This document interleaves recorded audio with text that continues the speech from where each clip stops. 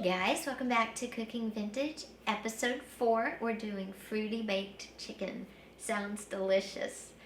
I'm Lisa and this is LS Vintage Design.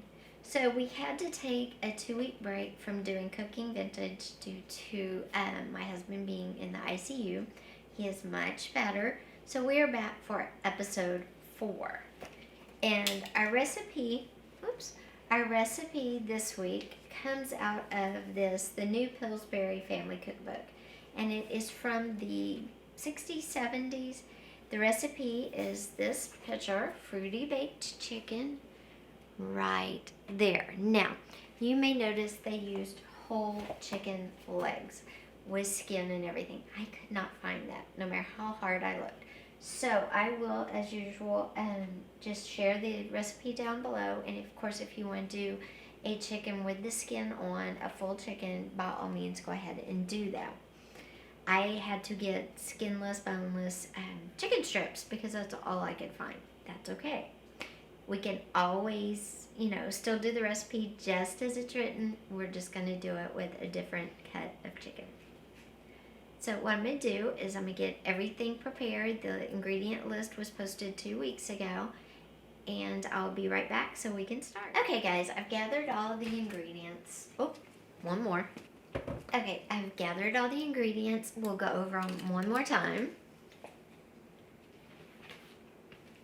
Okay, so you need butter or margarine, 1/3 cup flour, 1½ teaspoons of salt, 1/2 teaspoon of paprika, 1/8 teaspoon of pepper, a 2 to 3 pound frying chicken, or whatever you can, whatever you want, 1/4 teaspoon of cinnamon, 1 teaspoon lemon juice, and 1 tablespoon honey or brown sugar, and then a can of drained fruit cocktail, which I have right here. And it says preheat your oven to 375. In a 13 by 9 inch pan, melt butter. Once you do that, put your flour, your salt, your paprika, and your pepper in the bag. Mix it all together. Then drop your chicken parts in. Shake them around, coat them real good. Rub them in the butter in your pan, and then set them in your pan. Then you mix together the cinnamon, lemon juice, honey. Stir all that together. Pour that over the chicken and bake. About halfway through, you're going to pour the drained fruit cocktail over your chicken. It's that simple. Now, the cooking times for my little chicken strips are going to be way different if you do a whole chicken or parts with bones, because bones, you always cook your chicken longer. So this is for a bone skin on, like chicken thigh, chicken leg, whatever parts you want. And they say cook 50 minutes. After 50 minutes, then pour your drained fruit cocktail on, and then cook another 20. Mine is definitely not going to take that long. I'll probably cook 10 minutes, and then at the 10-minute mark, I'll put the fruit cocktail on and cook 10 more minutes. But let's get into this because this is going to be delicious. Now, for a 13 by 9 pan, I'm actually going to use a glass pan.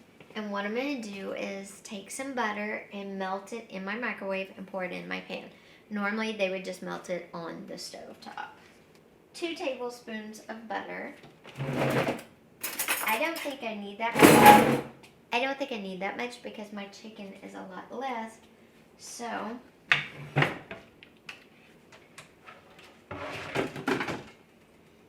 might need that for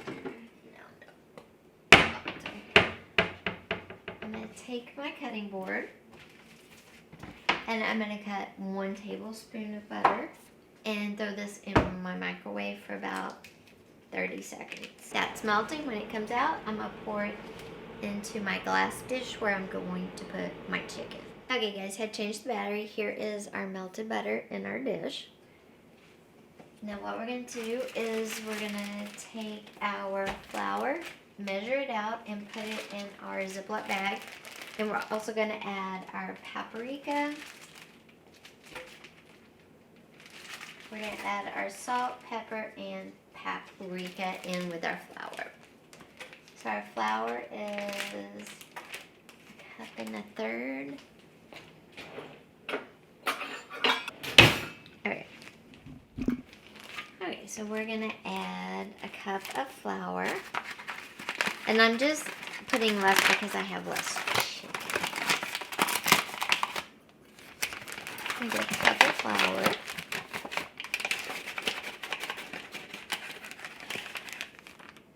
Okay.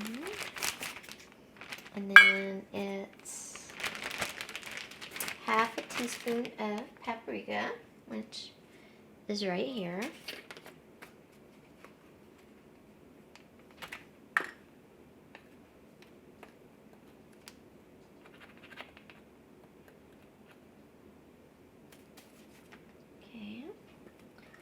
And then an eighth of a teaspoon of pepper and a half a teaspoon of salt. I'm going to leave off the salt because my husband and I will just put some pepper in. Okay, I'm going to drop in our chicken tenders because that's all I could find at the time.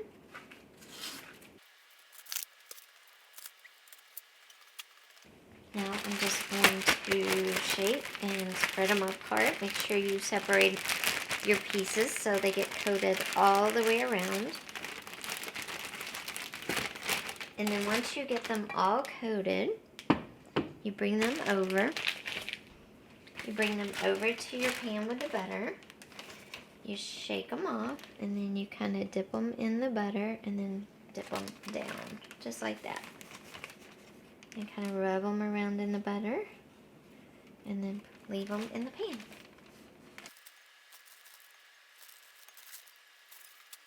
So once you get the chicken in, you mix in a teaspoon of cinnamon, lemon juice, and we're going to do our honey.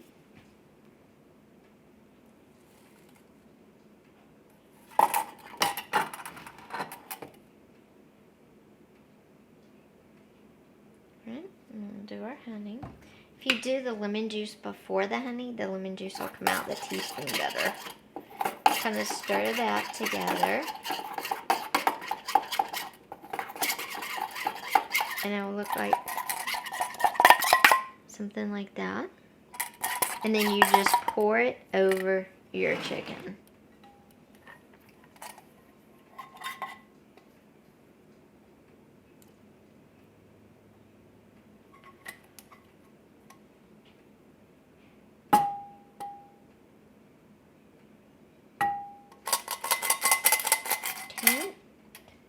And then just pop your chicken in the oven, and I'm going to do mine for 10 minutes, then we'll come back and top with the drained fruit cocktail and then let it finish.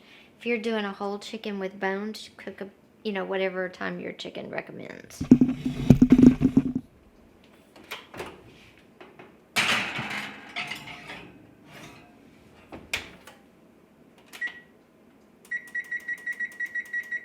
Okay, so we put that on 10 minutes. While that is doing that, I'm going to take the bowl that had the cinnamon in it, and I'm going to put the drained fruit cocktail in here. So it's just real simple.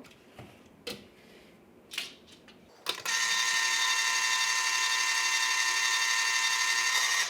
just going to take the can to the sink and drain it. We have our drained fruit cocktail. Dump it into our bowl. We're just going to stir that in. That just gets any of the residue, cinnamon and everything out of, uses the most of your ingredients. If you want to add a little more cinnamon to this, you can. You don't have to. I'm not going to. And we wait 10 minutes so I can pour this over the top and then finish baking, and that's it. That simple.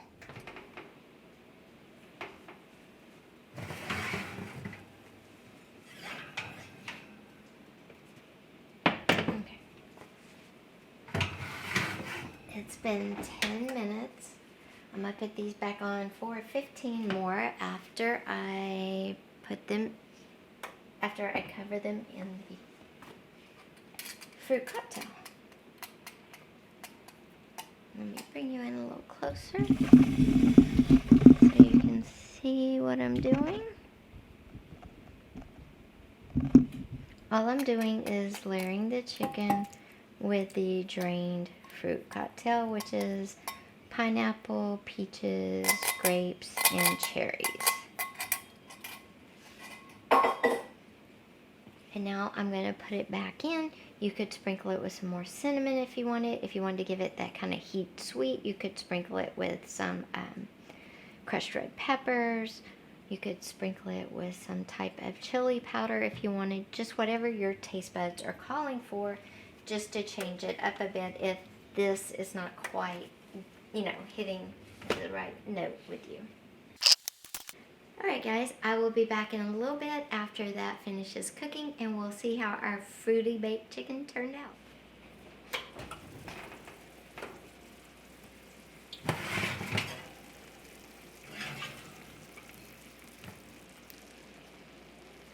I wish you could smell this cinnamon and fruit. Oh my goodness, it smells delicious. Now it's done. What I'm going to do is take a big spoon and kind of get some of the sauce underneath from our butter and our cinnamon and our lemon. Oh, that is beautiful.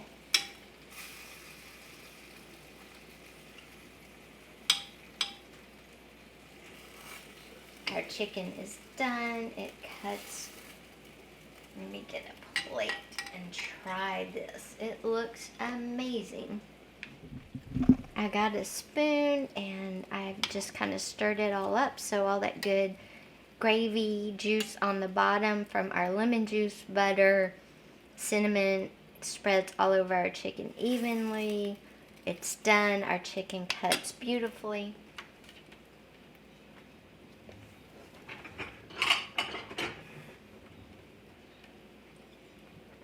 And let's get a taste of this.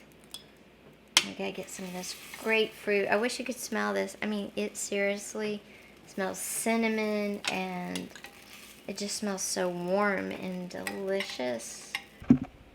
I must say, this is delicious. Oh my gosh, it just has such great flavor.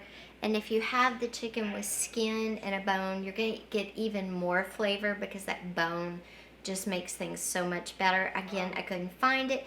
My suggestion though, if you do it with skin, you want the skin crispy. You don't want a floppy, rubbery skin. So what I would do is I would kind of crisp that skin up before I put the fruit cocktail on, because it is going to bring it down a crispiness level or two.